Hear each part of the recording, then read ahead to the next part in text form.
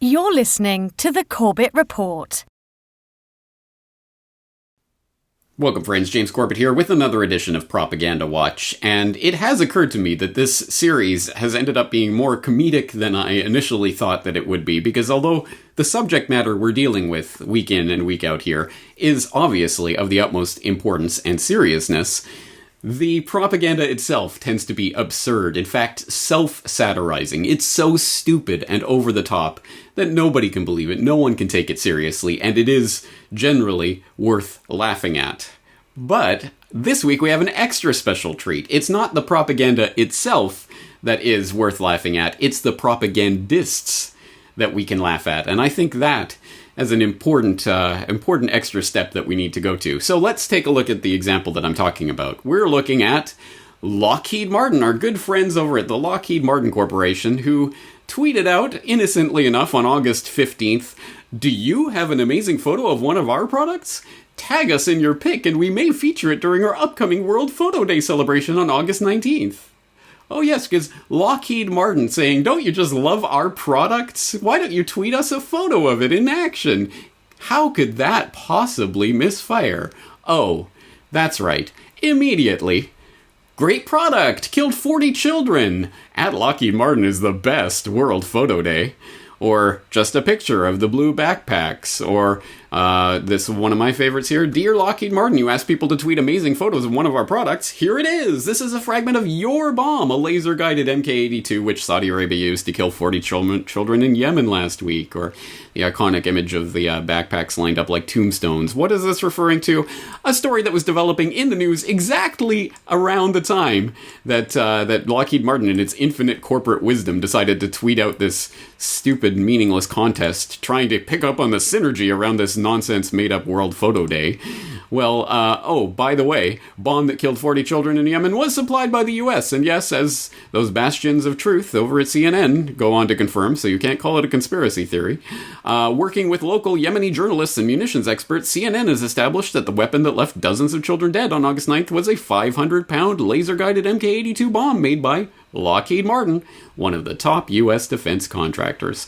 And we don't even have to confine ourselves to Yemen and Saudi Arabia. We can go many places for similarly horrifying images. We can look at the pictures of the remains that were able to be collected for this photograph with a couple of emergency responders in Gaza during the Cast Lead operation back in 2009, where Israel was bombing Gazans left, right, and center. And this is the remnants of an explosion that occurred where there were clearly marked ambulances with flashing emergency lights and paramedics wearing recognizable fluorescent vests repeatedly fired upon. In this case, on the 4th of January 2009, you had 3 emergency workers and a 12-year-old boy who was showing them where the wounded men were killed in a strike at around 3 p.m. And this is the remnants of what they were able to collect after that strike. Of course, all 4 of them dead.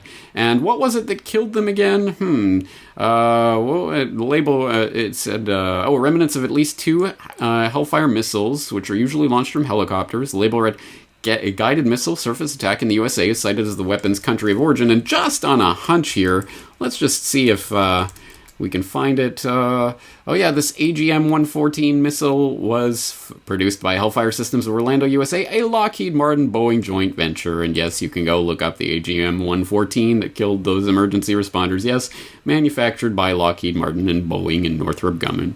Blah, blah, blah. So, anyway, I'm just pointing out that it's not just about Yemen, it's many other places and activities besides, and let's not lose sight of the forest for the trees here. Yes, I mean, these are individual incidents that do tie back to Lockheed Martin. If you're going to come up with photographs that show their products in action, what were they expecting? Lockheed Martin manufactures what again? Sunshine? No. Rainbows? No. Lollipops? No. Oh, that's right. Vehicles and instruments of death and destruction. So, what are you expecting? And I think the positive part of this story that we can draw out of this is that they constantly want you to feel like you are some barking, raving, mad dog lunatic just escaped from the asylum because you dare to look at this propaganda and say, the emperor isn't wearing clothes. And they say to you, no, you're crazy, you're a fringe loony conspiracist, and all your friends believe the king really is wearing a beautiful, fine, invisible robe,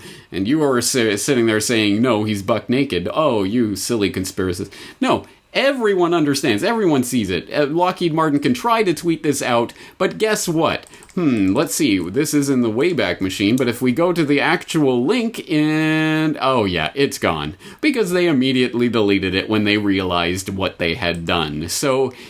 this is another lesson that we can take out of today. If you don't know about the Wayback Machine and how, sorry Lockheed Martin, you can try to scrub things from the internet, but it ain't gonna work so easily. So you can go back and see the deleted tweets, for example, of someone like Lockheed who tries to cover up right away when they realize, oh, people aren't buying our propaganda. What'll we do? So...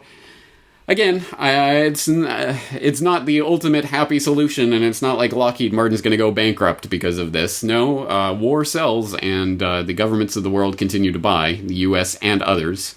So, unfortunately, the war machine rolls on, but at the very least, you're not a bark-raving lunatic single fringe weirdo out there in no man's land because you dare to point this out. No, everyone sees it. They just don't want you to know that everyone sees it. So don't expect tweets like this in the future from Lockheed Martin. But you never know. These own goals do occur, and we should score as many times as we can when the empty goal is provided to us by a corporation like that. Like... for example, I'm sure attentive listeners will well remember interview 865 back in the archives, New World Next Week from April of 2014, where James Evan Pilato and I went over the MyNYPD hashtag. Hey guys, why don't you tweet about MyNYPD and how it's helped you? And, imagine that immediately backfired on the NYPD to humorous results again. If people don't remember that, please do go back in the archives. Of course, I'll include the link to that and to all of the things I've mentioned today in this edition of Propaganda Watch on CorbettReport.com. As I say, it's comedic, it's very serious, but we should be laughing at the propagandists for expecting us to swallow their